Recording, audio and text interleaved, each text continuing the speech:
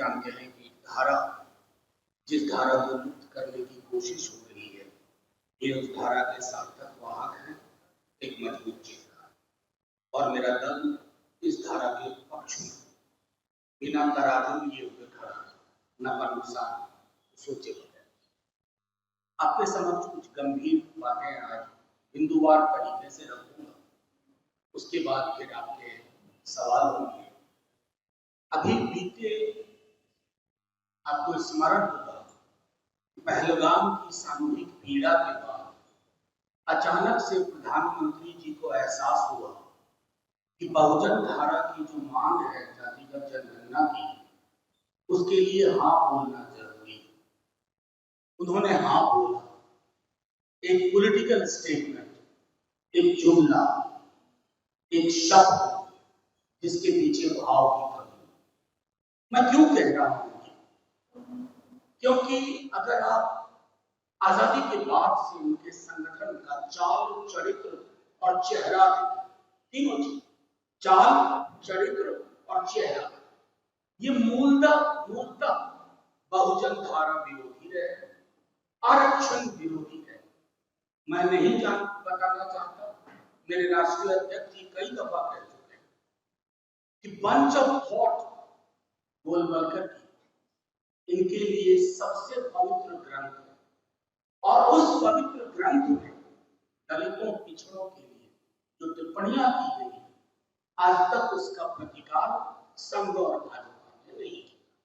खैर, जब प्रधानमंत्री जी ने यह घोषणा की कि जातिगत जनगणना इस बार जनगणना के साथ होगी, हमने कहा चलिए देर से ही सही आप रास्ते पे आने की कोशिश करें, लेकिन ये भटकाने की कोशिश थी। मैं क्यों कह रहा हूं?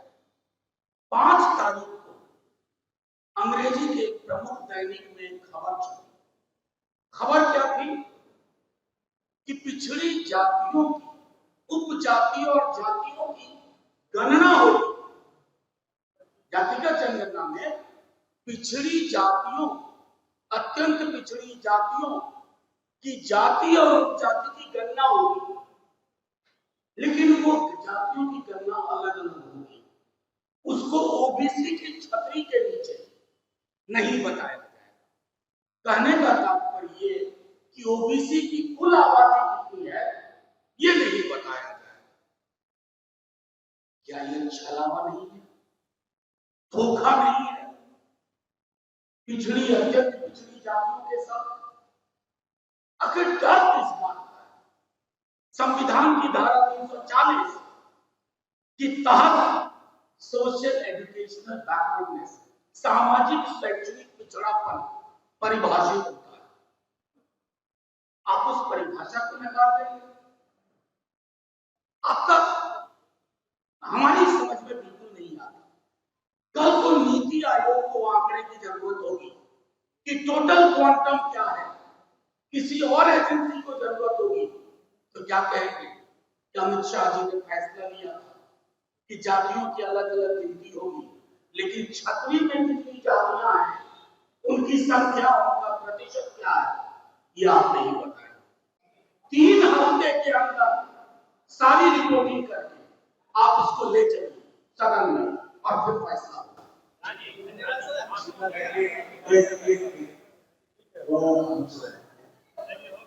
आपके सवालों के जवाब में छिपा हुआ उन्होंने चिराग पासवान की बात की। माननीय मनोज झा ने कहा आरक्षण की सेवा परिषद है।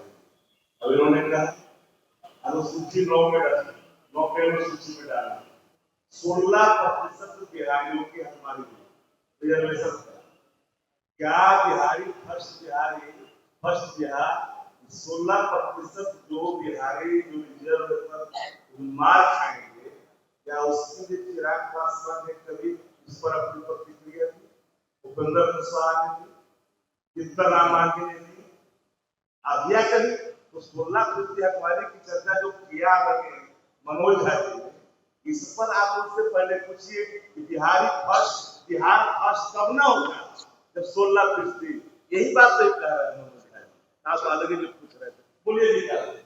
अपने दल की ओर से बिहार ही नहीं, हिंदुस्तान प्राण भर के तमाम पिछड़ी अत्यंत पिछड़ी जातियों की ओर से लोहिया जी और अम्बेडकर साहब को स्मरण करते हुए ये आगाज करते हैं कि जैसे जातिगत जनगणना करवाने की मांग से पीछे नहीं हटा देगा, उसी तरह आपको मजबूर करेंगे कि आपको इस पूरी छतरी यानी कि ओबीसी ईबीसी में कौन कौन जातियां कितनी हैं और टोटल क्वांटम क्या है, टोटल क्वांटम क्या है, ये आपको बताना होगा।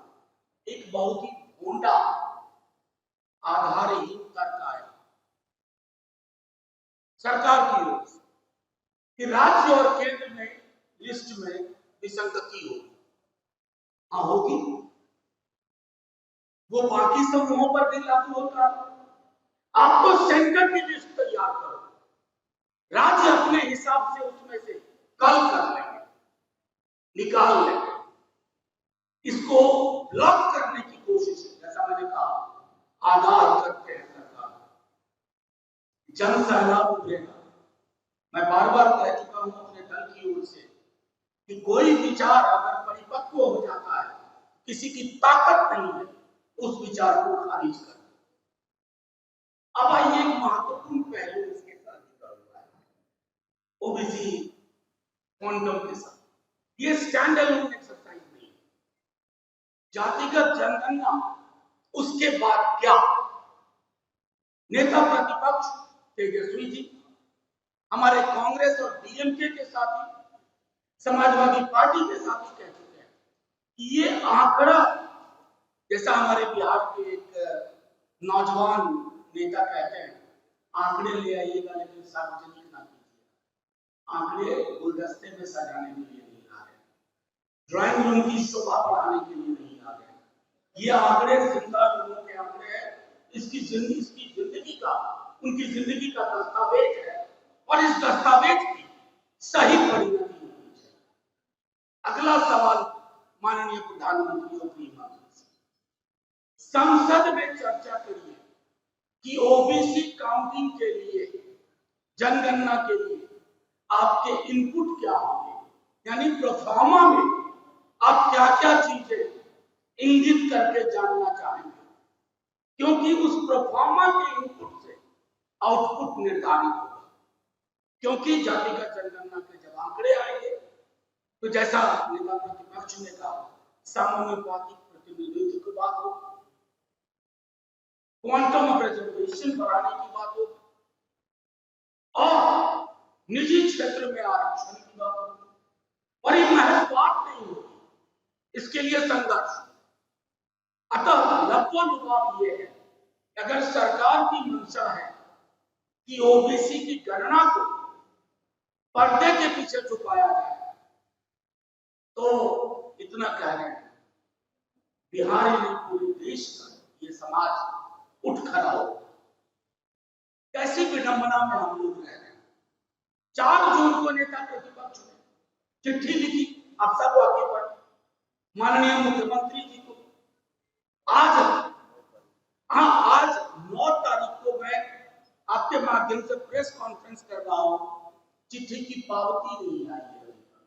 पावती मतलब एक्नॉलेजमेंट। बगल में रहते हैं माननीय मुख्यमंत्री जी, हमें तो डर है क्या मतलब चिट्ठी पहुंची, हमें चिंता है इस पर।